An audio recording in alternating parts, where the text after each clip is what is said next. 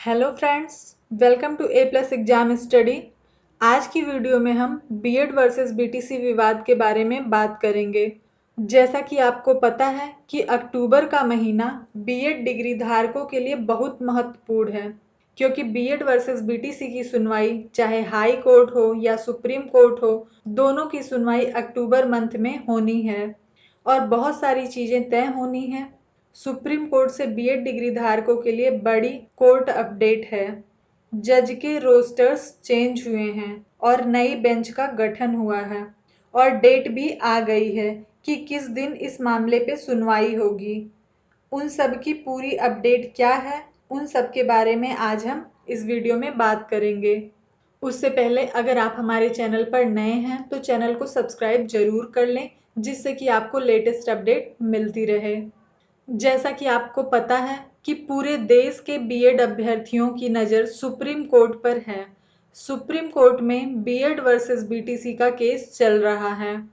आपको ये बहुत अच्छे से पता है कि उत्तर प्रदेश में इलाहाबाद हाई कोर्ट ने बीएड के छात्रों के टेट के रिजल्ट पर रोक लगा दी है और आप जानते ही हैं कि राजस्थान के जोधपुर के डबल बेंच के हाई कोर्ट के फैसले के बाद से बीएड राजस्थान में प्राथमिक शिक्षक भर्ती से बाहर हुआ है।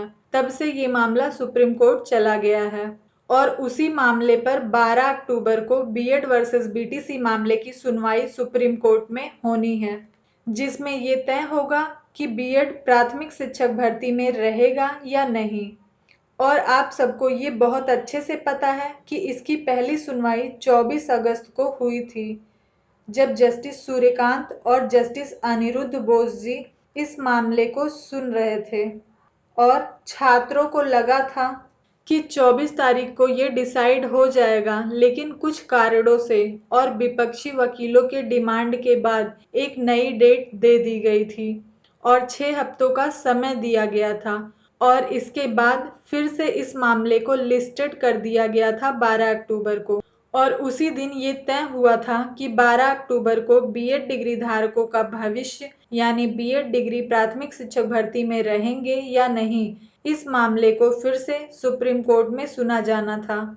उसी मामले में सुप्रीम कोर्ट से बीएड डिग्री धारकों के लिए बहुत महत्वपूर्ण अपडेट आई है। उन सब पर हम एक एक करके चर्चा करेंगे।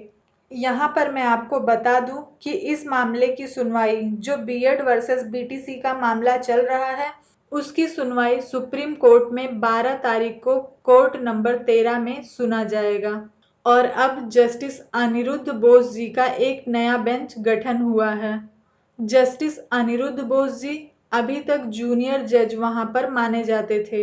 हर बेंच पे सेकंड नंबर पर उनका स्थान रहता था, लेकिन अब सुप्रीम कोर्ट में जस्टिस अनिरुद्ध बोस का उनका खुद का एक बेंच गठन हुआ है और अब जब 12 तारीख को इस मामले पर सुनवाई होगी तो जस्टिस अनिरुद्ध बोस जी के साथ एक और जस्टिस होंगे पीएस नरसिम्हा, जो 2021 में ही सुप्रीम कोर्ट में जज बने हैं।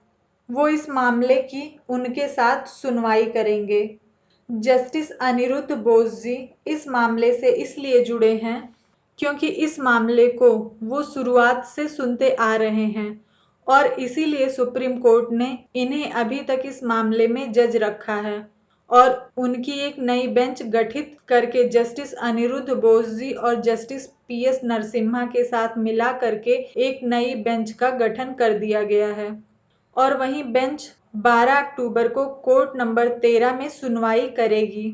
एक बात मैं आपको बता दूं, 24 अगस्त को क्या हुआ था जिसकी वजह से 12 अक्टूबर की डेट लगी थी। जब जस्टिस सूर्यकांत और जस्टिस अनिरुद्ध बोस जी के बेंच में इस मामले को सुना जा रहा था, तो सबको ये उम्मीद थी कि आज फैसला हो जाएगा। चूंकि आपको ये मालूम है कि ये केस फाइनल ऑर्डर के लिए है, यानी फाइनल सुनवाई सुप्रीम कोर्ट में चल रही है और उस दिन 24 अगस्त को जब सुनवाई हो रही थी तो उस दिन ये तय था कि आज सुनवाई पूरी हो जाएगी, ऐसी उम्मीद सब लोग लगाए थे, लेकिन ऐसा कुछ नहीं हुआ। आप सब लोगों को ये बहुत अच्छे से पता है कि भारत सरकार ने बीएड को प्राथमिक शिक्षक भर्ती में बचाए रखने के लिए एनसीटीई और एमएचआरडी ने अपनी एक एसएलपी दायर की है, यूनियन ऑफ इंडिया के तर्ज पर। चूंकि आप सब लोगों को पता है कि NCTE national council for teacher education जो संस्था है ये तय करती है कि शिक्षकों की अर्हता 1 से लेकर 5 के मानकों में क्या होनी चाहिए। उसने अपनी एक एसएलपी सुप्रीम कोर्ट में लगाई है।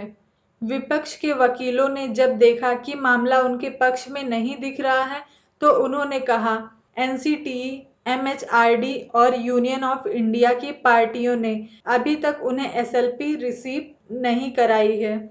इसलिए इस मामले को आप एक बार फिर से आदेश दीजिए कि वो हमें रिसीव करा पाएं और हम इस मामले पर अपना काउंटर एफिडेविट जमा कर पाएं। और इसी वजह से जस्टिस सूर्यकांत जी ने यह आदेश दिया था और सभी राज्यों को नोटिस भी इशू किया था। इसमें कहा गया था कि अब कोई मौका नहीं दिया जाएगा, इसलिए चाहे एनसीटीई हो, चाहे एमएचआरडी हो या स्टेट की पार्टियां, वो जल्दी से जल्दी अपने एसएलपी अपने विपरीत पार्टियों को दें ताकि बीएड प्राथमिक शिक्षक भर्ती में जो उनका एसएलपी है वो विपक्षी पार्टियों को रिसीव हो सके। और इसी वजह से जो जस्टिस सूर्यकांत थे उन्होंने इस मामले को 6 हफ्तों के बाद यानी 12 अक्टूबर को तय कर दिया था कि 12 अक्टूबर को इस मामले की सुनवाई होगी। अब 12 अक्टूबर बीएड डिग्री धारकों के लिए बहुत महत्वपूर्ण है। मैं आपको एक चीज और बता दूं कि बीएड वर्सेस बीटीसी का जो ये मामला चल रहा है इसमें जो सबसे पहली पार्टी है वो एनसीटीई और एमएचआरडी है।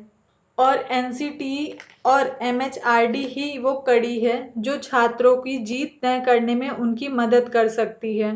इसलिए आवश्यकता इस बात की है कि एनसीटीई और एमएचआरडी मजबूती के साथ अपने इस मामले की पैरवी सुप्रीम कोर्ट में कराएं। इसके लिए ये बहुत महत्वपूर्ण है कि जो भारत के एसजी हैं तुषार मेहता, वो खुद इस मामले पर आएं और सुप्रीम कोर्ट में पैरवी करें। और एसजी तुषार मेहता अब तक जब से बीएड वर्सेस बीटीसी का मामला सुप्रीम कोर्ट में चल रहा है जिसमें सभी बीएड डिग्री धारकों के भविष्य का फैसला सुप्रीम कोर्ट में होना है, अभी तक एक बार भी इस मामले की सुनवाई के लिए कोर्ट में नहीं आए हैं। और मैं आप लोगों को एक बात और बता दूं, कल परसों में एक दुखद बात सामने आई है कि जो भारत सरकार की एएसजी हैं ऐश्वर्या भाटी, जो तुषार मेहता से नीचे की पोस्ट है, उनके साथ कुछ दुखद घटनाएं हुई हैं। उनके पति का देहांत हो गया है। अभी कल या परसों न्यूज के माध्यम से पता चला है। भगवान उनकी आत्मा को शांति प्रदान करें। और इसकी वजह से हाई प्रोबेबिलिटी है कि ASG Aishwarya Bhati supreme court में प्रेजेंट नहीं रह पाएंगी।